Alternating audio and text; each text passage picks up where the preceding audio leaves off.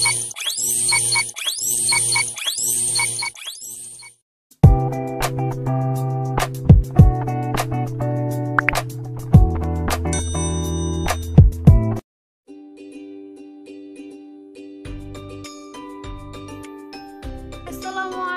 warahmatullahi wabarakatuh. Pengertian pendekatan pembelajaran.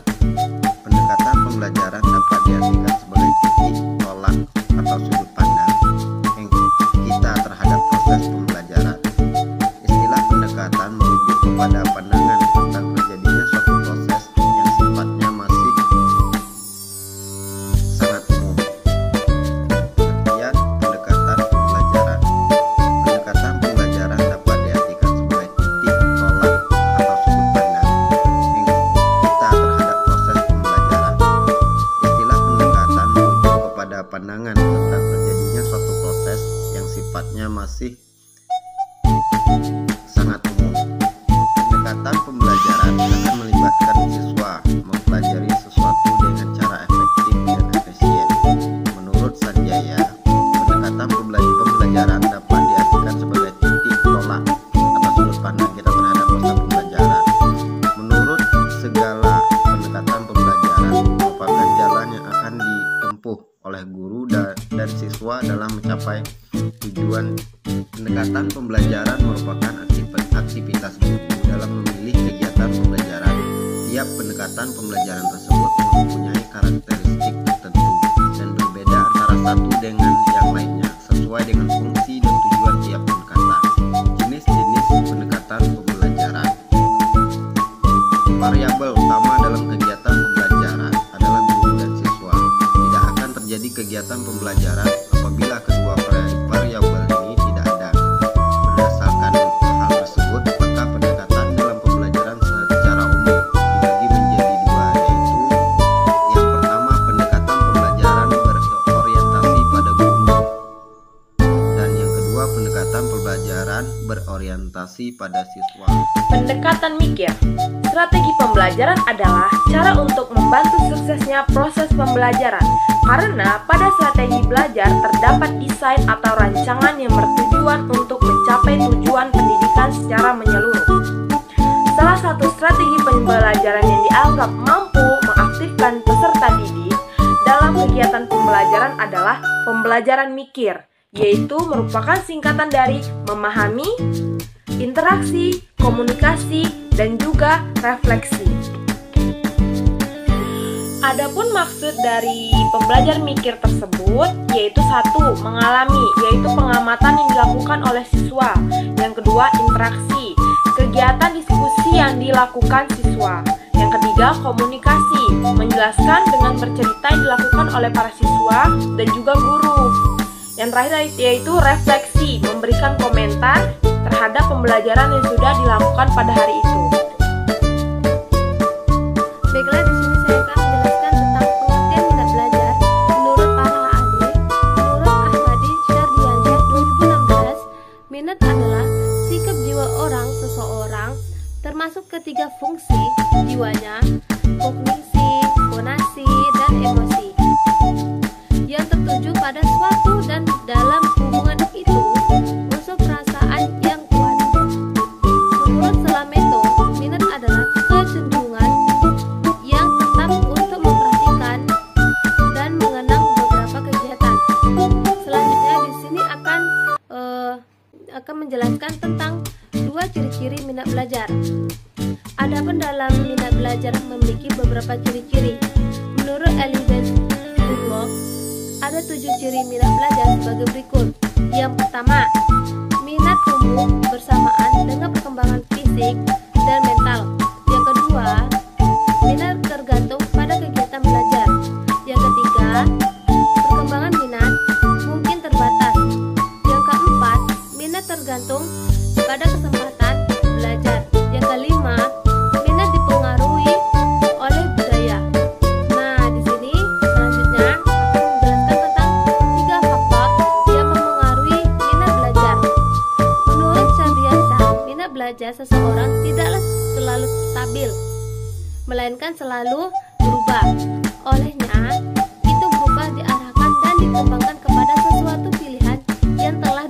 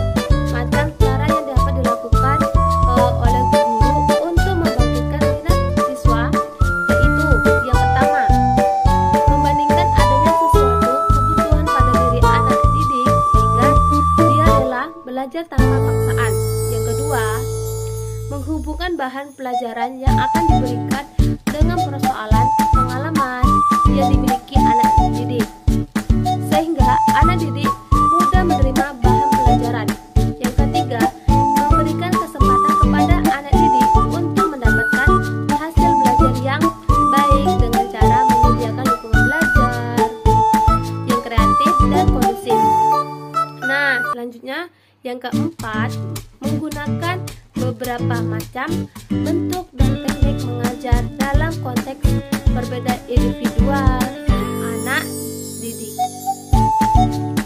Assalamualaikum warahmatullahi wabarakatuh. Baiklah, saya akan menjelaskan tentang materi pembelajaran matematika. Pembelajaran matematika itu suatu pembelajaran yang memungkinkan peserta didik baik secara individual maupun secara kelompok atau aktif menggali dan menemukan konsep atau prinsip-prinsip keilmuan secara holistik, bermakna dan autentik. 3. Lebih memiliki pemahaman terhadap materi pembelajaran yang lebih mendalam atau berkesan. Baiklah teman-teman semua, perkenalkan nama saya Rara Dias Fariska, NIM 20419028. Di sini saya akan menjelaskan cara membuat dan isi dari kerangka berpikir. Dari sisi sudut pandang pun akan lebih luas. Pilih referensi yang relevan dengan topik atau tema yang diangkat. Kemudian, bentuk referensi bisa berupa hasil penelitian, seperti jurnal dan karya ilmiah. Kemudian, bisa juga berbentuk buku bacaan, termasuk seperti kamus atau hasil skripsi, tesis, berita di televisi, atau surat kabar.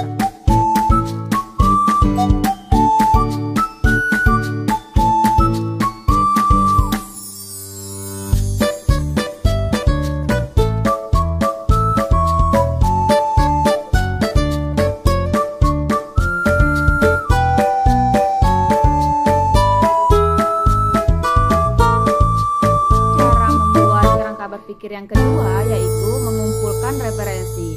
Referensi banyak membantu penulis dalam mendapatkan ide atau gagasan dan membuat perspektif. Kemudian dari sisi sudut pandang pun akan lebih luas. Pilih referensi yang relevan dengan topik atau tema yang diangkat.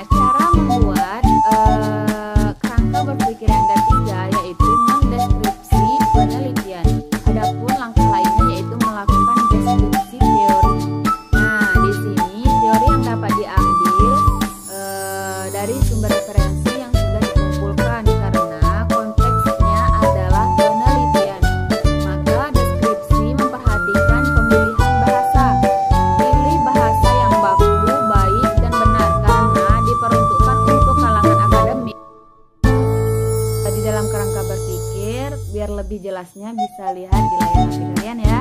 Nah, sedikit saya menjelaskan yaitu yang perlu kita ketahui di dalam kerangka berpikir. Yang pertama yaitu kondisi awal, kemudian tindakan dan kondisi akhir. Nah, di dalam kondisi awal itu guru menggunakan metode mikir atau di sini guru menerapkan di dalam pembelajaran tersebut menggunakan metode mikir. Nah, kemudian dari penerapan metode mikir yang dilakukan oleh guru tersebut, barulah kita melihat minat belajar tematik yang kurang atau rendah.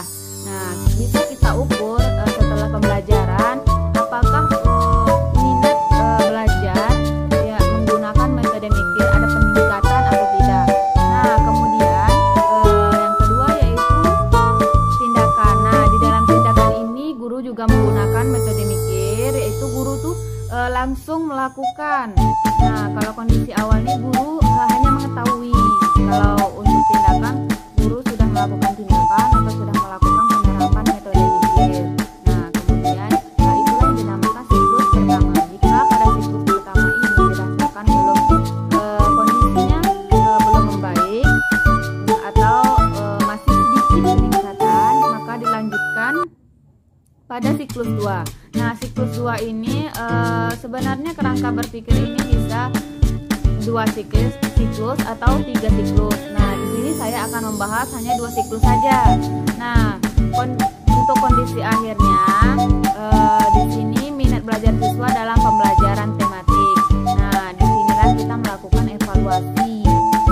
Di dalam evaluasi ini kita dapat mengetahui minat belajar tematik siswa menggunakan metode mikir itu atau apakah ada peningkatan atau tidak. Nah, itulah yang dinamakan siklus 2. Baiklah, mungkin hanya ini yang dapat saya sampaikan. Mungkin di dalam penjelasan saya ada sedikit kekurangan. Saya mohon maaf. Untuk materi selanjutnya saya serahkan kepada moderator. Terima kasih. Studi relevan. Studi relevan adalah deskripsi tentang kajian penelitian yang sudah pernah dilakukan seputar masalah yang diteliti.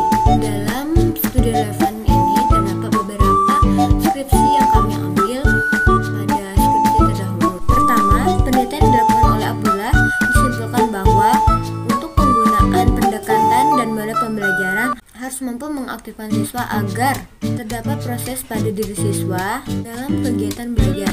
Belajar dapat dipandang sebagai proses yang diarahkan kepada tujuan dan proses melalui berbagai pengalaman. Hasil penelitian ini agar menarik minat belajar siswa melalui metode pendekatan dan model pembelajaran pada siswa.